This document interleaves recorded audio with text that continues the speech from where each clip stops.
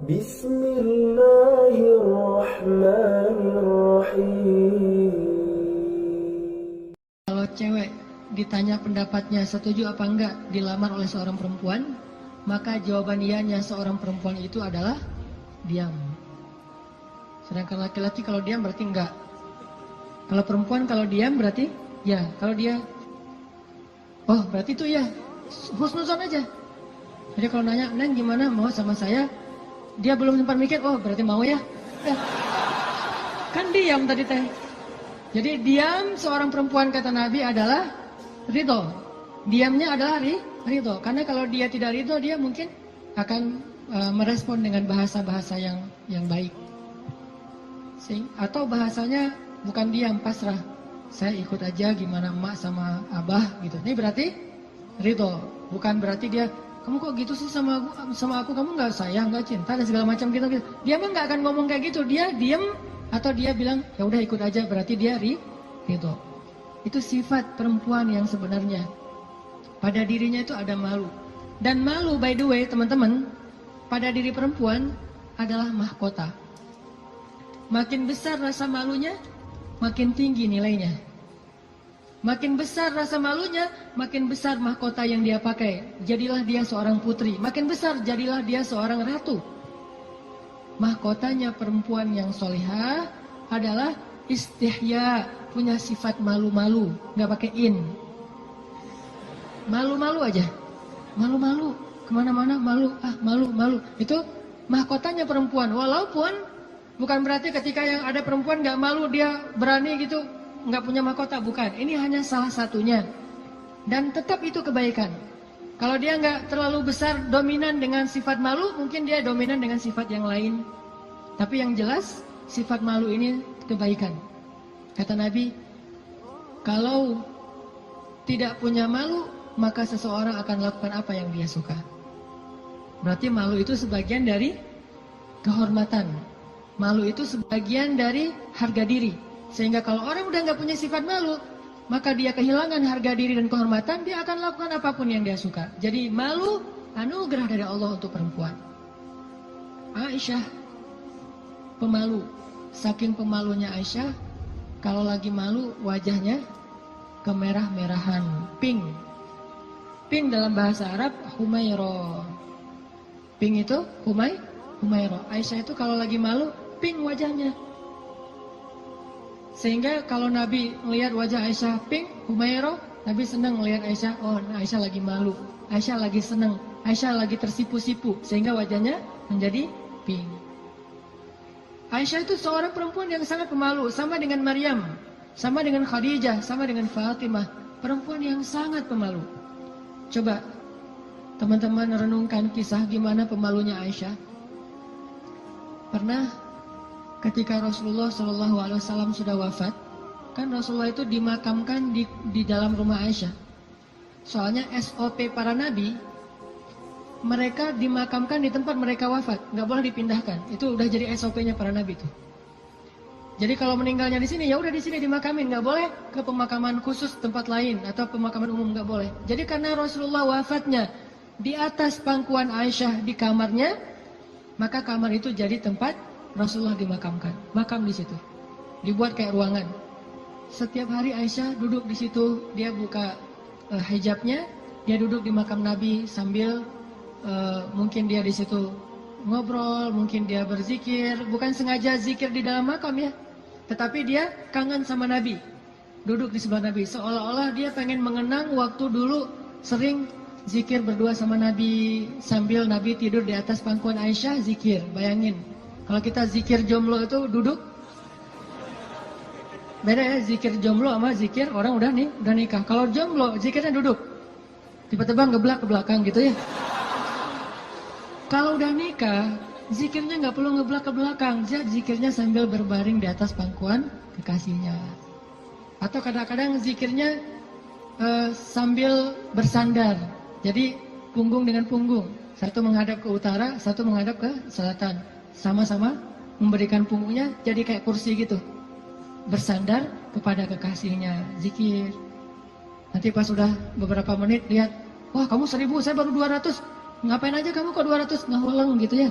Mikirin kamu, jadi zikirnya 200. Berarti yang zikirnya 1000, kamu mikirin apa? Saya ingat Allah. Lah kamu kenapa 200? Saya ingat kamu. Romantis dalam zikir. Artinya Aisyah tuh teringat masa-masa zikir dengan Rasul, sholat sunnah bareng dengan Rasul. Kan saya sering cerita tuh, Rasulullah kalau malam tahajud, beliau sholat tahajud sendiri dulu, nggak ngebangunin Aisyah. Kenapa? Karena tahajud Nabi itu di atas standar manusia biasa. Kalau ngebangunin Aisyah kasihan, nggak akan kuat Aisyah. Ini sayangnya Nabi kepada Aisyah, sampai dalam bab ibadah aja diringankan selama tidak melanggar syariat. Nabi nggak mau ngeberatin Aisyah sholat tahajud bareng dengan Nabi. Aisyah tahajud yuk. Hayu kata Aisyah. 1 rakaat Al-Baqarah, Ali Imran, An-Nisa, Al-Maidah, Al-An'am. Siapa yang kuat? Nggak usah Aisyah, Abdullah ibnu Mas'ud aja pernah jadi makmum dadakan di belakang Nabi, itu hampir batal sholatnya. Wah, Nabi lagi sholat tahajud, nggak makmumin udah aja makmumin. Nabi baca Alif Lam Mim, Dzalikal Kitabul La Raiba Fi. Abdullah masih antang-antang aja. Lama-lama kok udah setengah juz ya perasaannya. 1 juz, 2 juz, sampai selesai Al-Baqarah. Mulai ini Abdullah curiga nih, Masuk lagi Alif Lam Mim, Ali Imran. Masuk lagi Ya Ayuhan Nas, An-Nisa. Masuk lagi Al-Maidah. Masuk Al-An'am, 7 juz 1 rakaat. 7 juz 1 rakaat. Kita 1 rakaat 7 surat. An-Nas, Al-Falaq, Al-Ikhlas. Dari ujung aja pokoknya 7 surat. Ini 7 juz 1 rakaat.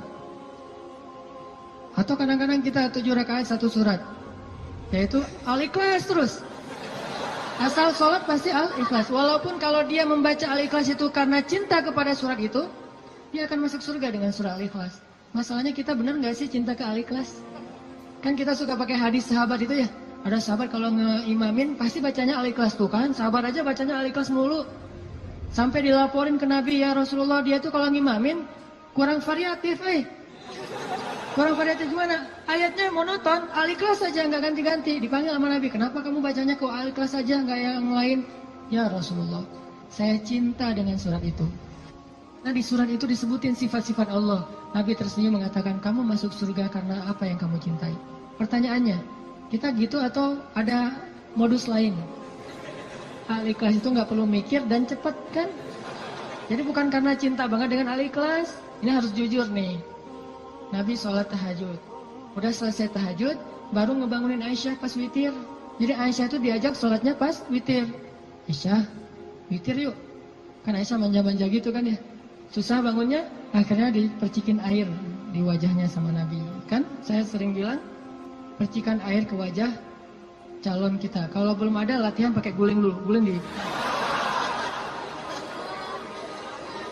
latihan. Biar pas mercikinnya itu enak gitu. Kalau ini ada lebih rezeki sedikit, beli nano spray.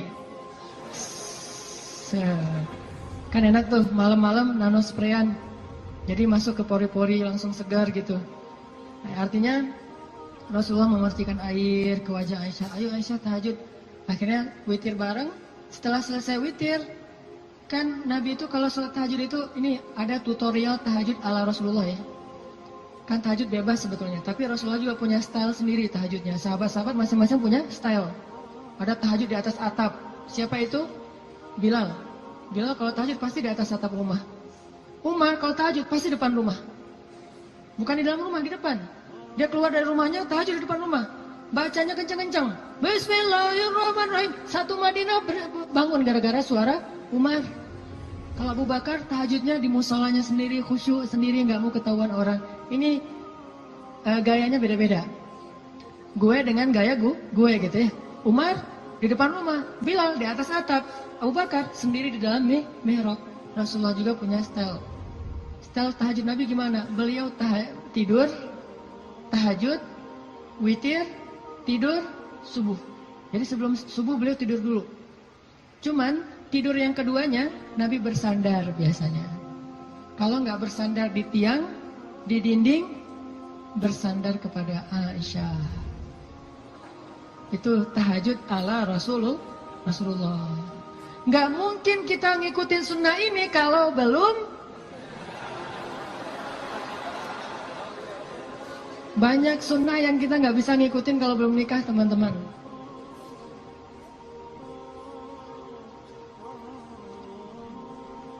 Ya, waktu jam 11.25. Sebentar lagi ya, 5 menit aja lagi. Ini kisah Musa. Lanjut ya, dipotong ya.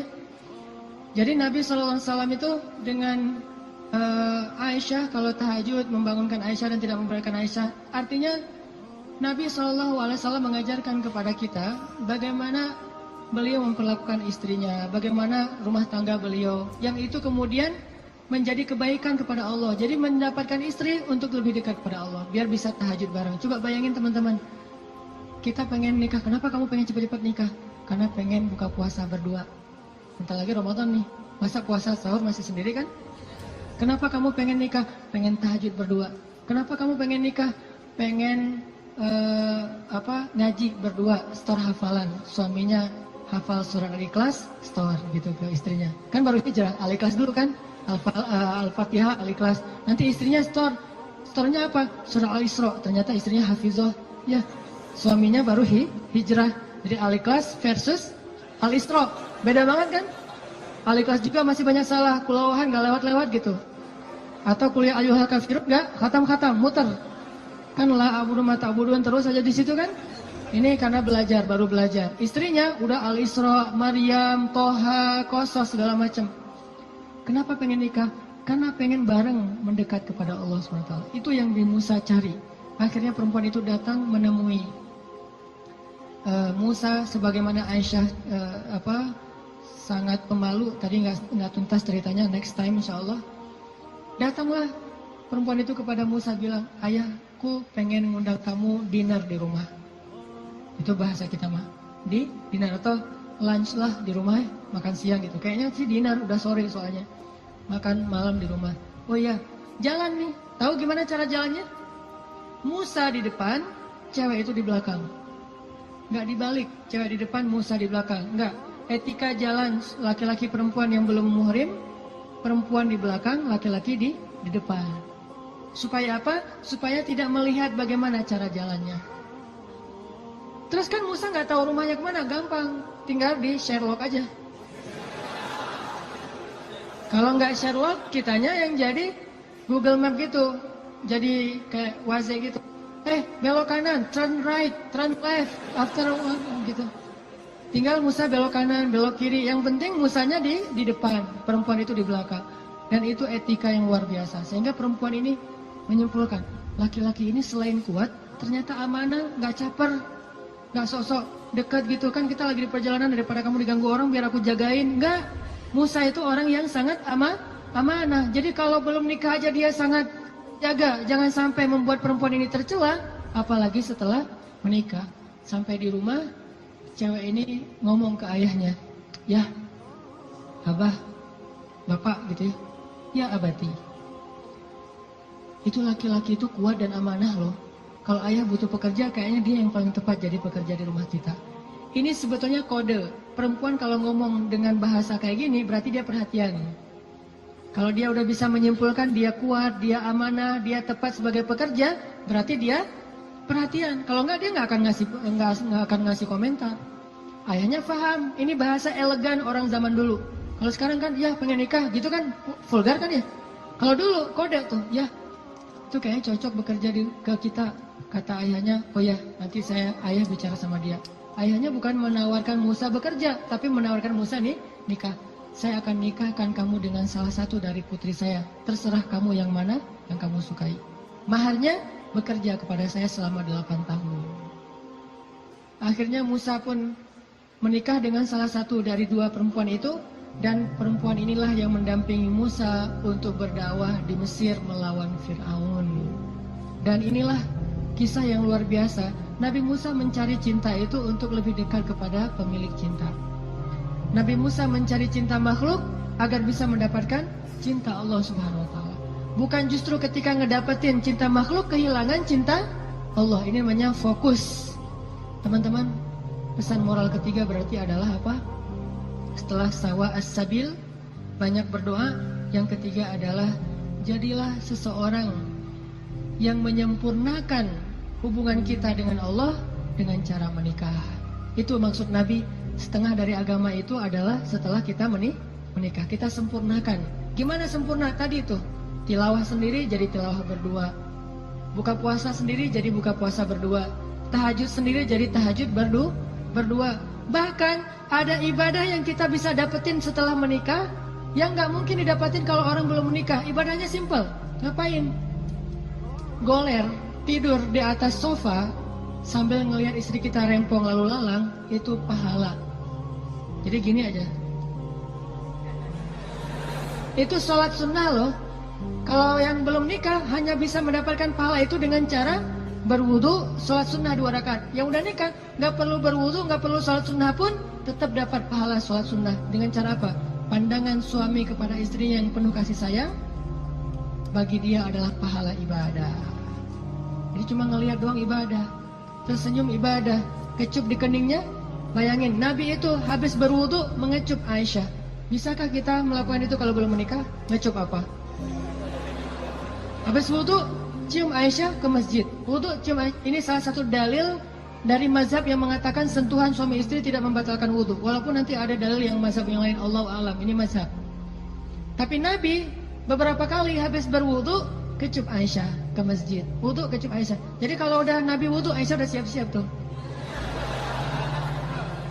Para istri, kalau suaminya lagi berwudu, maka siap-siaplah kalian, karena sebentar lagi dia akan ke masjid dan lupa mengecup gitu. Biasanya kalau habis wudu, Nabi itu ngecup istrinya, dikecup di keningnya atau di pipinya ke masjid, kecup kening pipi ke masjid. Itu sunnah pahala yang tidak didapatkan kecuali dengan menikah. Setengah dari agama itu ada di dalam pernikahan, sisanya ada dalam status jomblo.